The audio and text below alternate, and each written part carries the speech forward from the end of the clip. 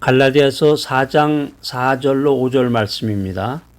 때가 참에 하나님이 그 아들을 보내사 여자에게서 나게 하시고 율법 아래 나게 하신 것은 율법 아래 있는 자들을 속량하시고 우리로 아들의 명분을 얻게 하려 하심이라.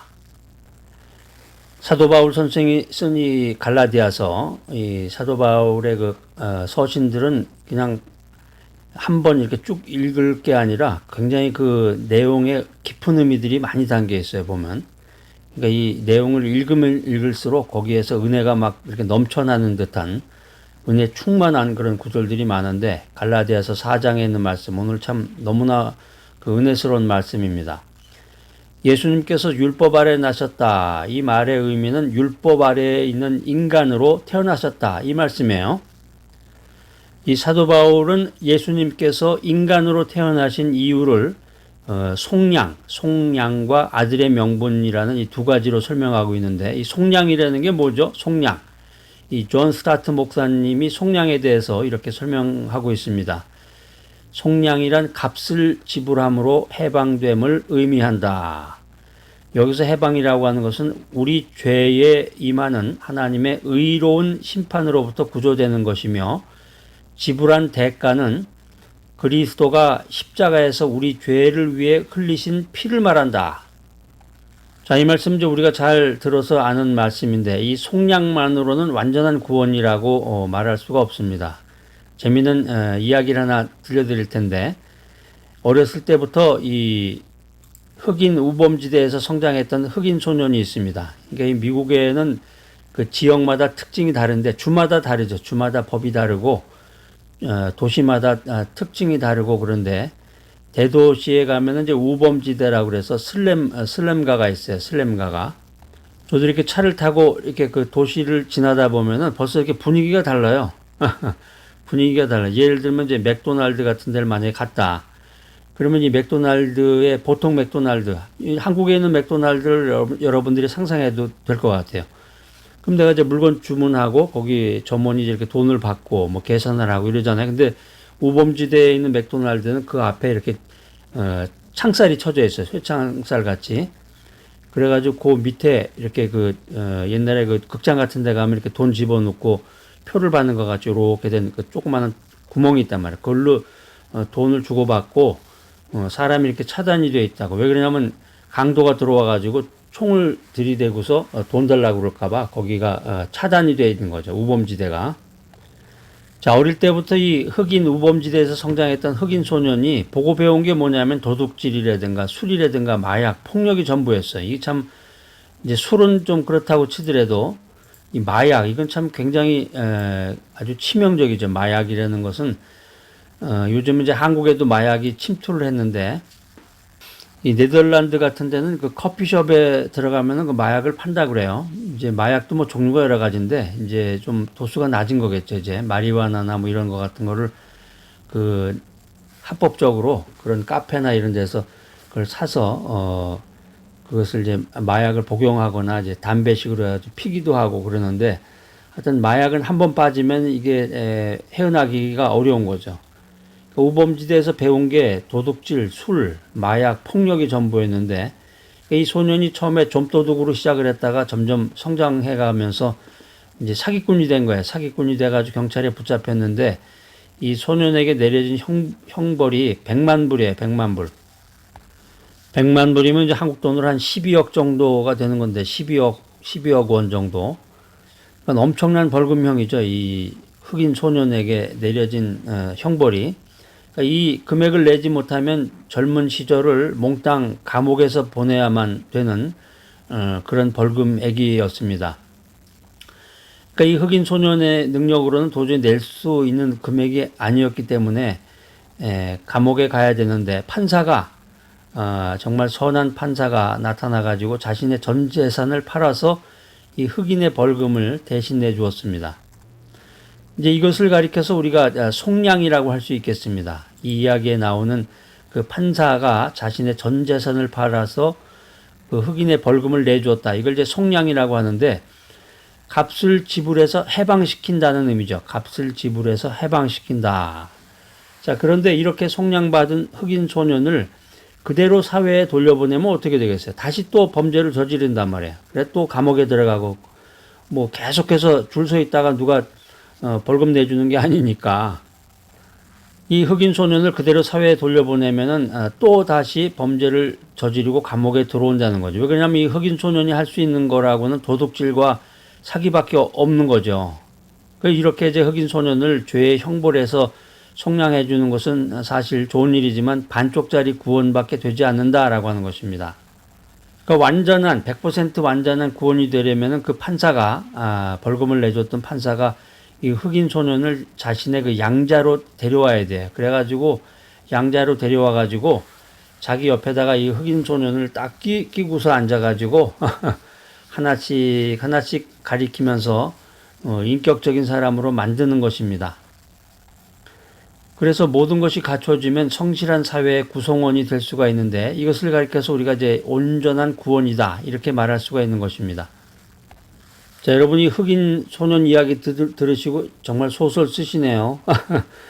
그런 생각 하실지도 모르겠습니다. 그렇죠. 이제 벌금을 뭐 생판 모르는 또 아무런 비전도 없는 그 흑인 소년의 그 벌금 12억 원을 자신의 그 전 재산을 팔아가지고 누가 내주겠어요. 그리고 누가 그 양자로 삼아가지고서 걔를 성실한 애로 인격자로 만들 수가 있겠습니까? 자, 여러분, 그런데 기적이 일어났습니다. 하나님께서 이 일을 행하신 것입니다. 하나님께서 세상에 없는 사랑을 나에게 주신 거예요. 여러분, 사랑의 4가지 종류가 있죠? 사랑의 4가지 종류. 뭐죠? 이제 특강이나 세미나 같은 거 많이 들어보신 분들은 이제 금방 이걸 알 수가 있는데 잘 모르시는 분은 이제 이번 기회에 사랑의 4가지 종류 확실하게 알고 넘어가시면 좋겠습니다. 첫 번째는 에로스인데요. 에로스는 이제 성적인 사랑, 쾌락을 추구하고 이기심으로 뭉친 사랑을 말합니다. 두 번째는 이제 스토르게죠. 스토르게. 이 스토르게는 부모와 자식 간의 혈육의 사랑을 말합니다. 이제 세 번째는 필리아가 있습니다. 필리아. 필리아는 친구와의 사랑을 말하는 것이고 마지막 4번째는 이제 아가페 사랑이에요. 아가페라고 하는 것은 이제 하나님과 인간의 사랑을 아가페라고 한다. 그러니까 이 4가지 사랑을 잘 정리해 보면 한마디로 정리해 보면은 인간은 에로스에 의해서 태어나고 스토르게에 의해서 양육을 받고 필리아에 의해서 다듬어지고 아가페에 의해서 완성된다 하는 거예요. 아주 재미있고 유익한 이야기네요. 그러니까 우리가 이제 하나님의 사랑을 가리켜서 아가페라고 합니다. 아가페. 하나님께서 우리를 죄의 형벌에서 속량해 주셨고 더 나아가서 우리를 자신의 아들로 삼아 주셨다는 거예요. 할렐루야. 교회 다니신 지 오래된 분들 가운데서도 이러한 그 교리를 잘 모르시는 분이 많습니다. 그냥 단순히 주일날 되면 교회 가서 그냥 말씀이나 듣다가 교회 봉사만 하다가 아주 중요한 그런 성경적인 그런 교리들을 놓치는 경우가 많은데 하나님께서는 나의 그 죄의 형벌에서 나를 속량시켜 주셨고 더 나아가서 나를 아들로 삼아 주셨다는 거예요. 아들로. 할렐루야.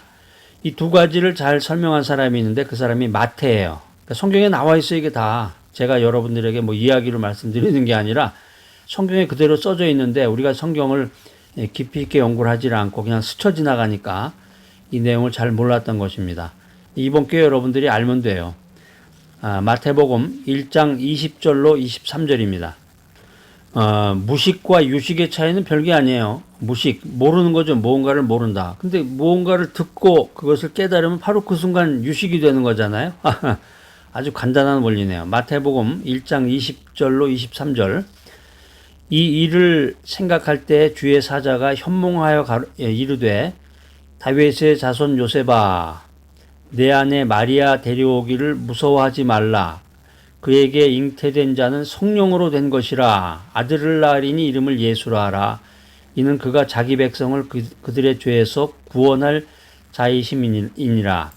이 모든 일이 된 것은 주께서 선지자로 하신 말씀을 이루려 하심이니 이르시되 보라 처녀가 잉태하여 아들을 낳을 것이요 그의 이름은 임마누엘이라 하리라 하셨으니 이를 번역한즉 하나님이 우리와 함께 계시다 함이라.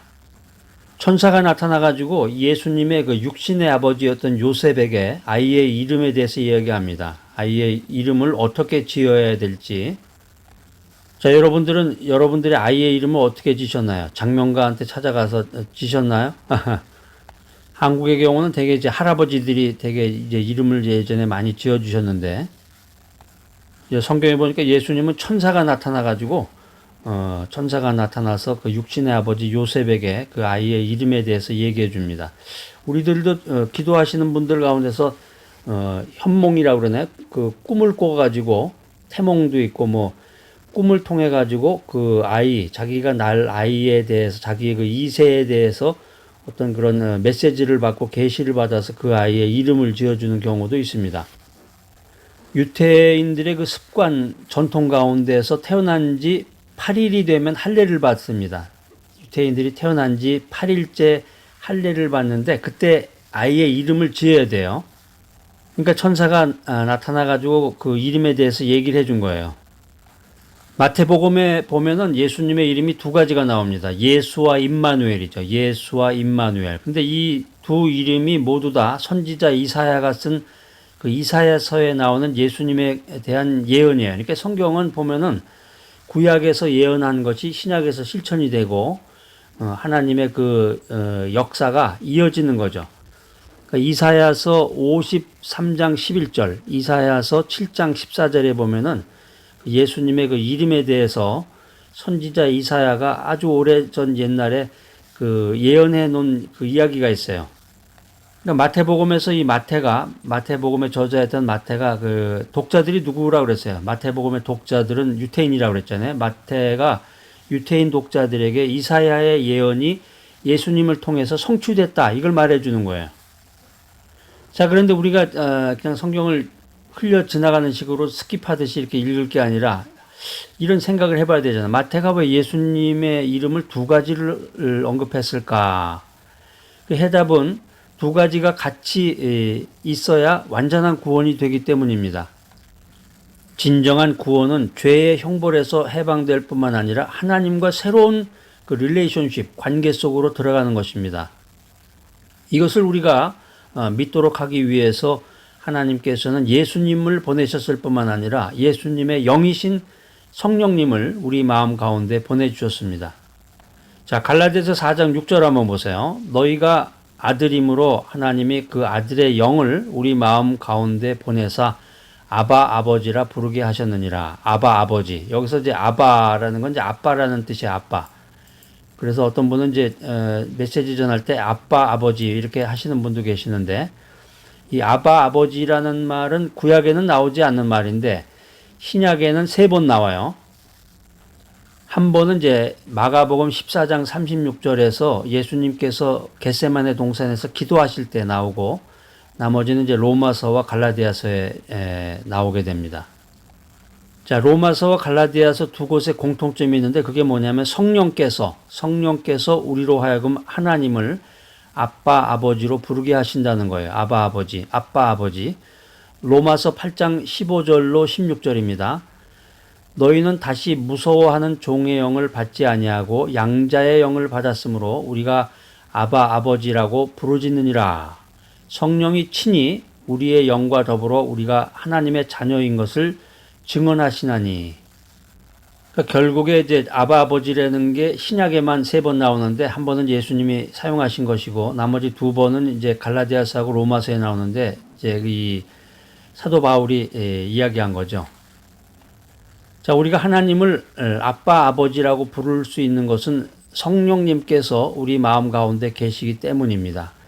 우리가 하나님께서 나를 위해서 이 땅에 오셨다는 것을 믿을 수 있는 것은 이 성령께서 우리 마음 가운데 계시기 때문인 것입니다. 사랑하는 여러분, 하나님께서 내 아버지이심이 믿어지십니까? 예수님께서 내 죄를 사해 주시고 하나님의 아들이 되게 해 주시기 위해서 이 땅에 오셨음을 믿으십니까? 그렇다면 여러분은 이미 성령을 받으신 분이십니다. 크리스마스 성탄의 목적은 무엇입니까? 예수님이 이 땅에 오심으로 하나님이 우리와 함께 하시려는 목적은 성취가 되는 것입니다. 그렇기 때문에 이 임마누엘이라고 하는 것은 성탄의 목적을 성취하는 것이 되는 것입니다. 우리가 지금 살고 있는 게 힘들고 어렵습니다. 이 코로나 팬데믹 시대를 살고 있지만 우리만 고통당하는 것이 아니라 예수님이 함께 하시는 코로나 팬데믹임을 기억하시기 바랍니다. 주님께서 나와 함께 하시는구나. 주님께서 임마누엘로 나와 함께 하시는구나. 이런 믿음을 가지고 기도하며 찬송하며 담대한 마음으로 나아가야 되겠습니다. 하나님께서는 큰 날개로 우리를 감싸고 계시며 원수를 패망하게 하시는 전능자이십니다. 하나님이 함께하는 백성을 하나님이 없는 백성이 결단코 이기지 못합니다. 할렐루야! 하나님께서는 세상 끝날까지 항상 함께 있으리라, 이런 말씀을 우리에게 주시고 계십니다. 자, 오늘 메시지 들으신 여러분들, 임마누엘로 오신 주님과 함께 구원을 체험하고 주님을 의지하며 용기를 가지고 승리하는 여러분 모두가 되시기를 축복합니다.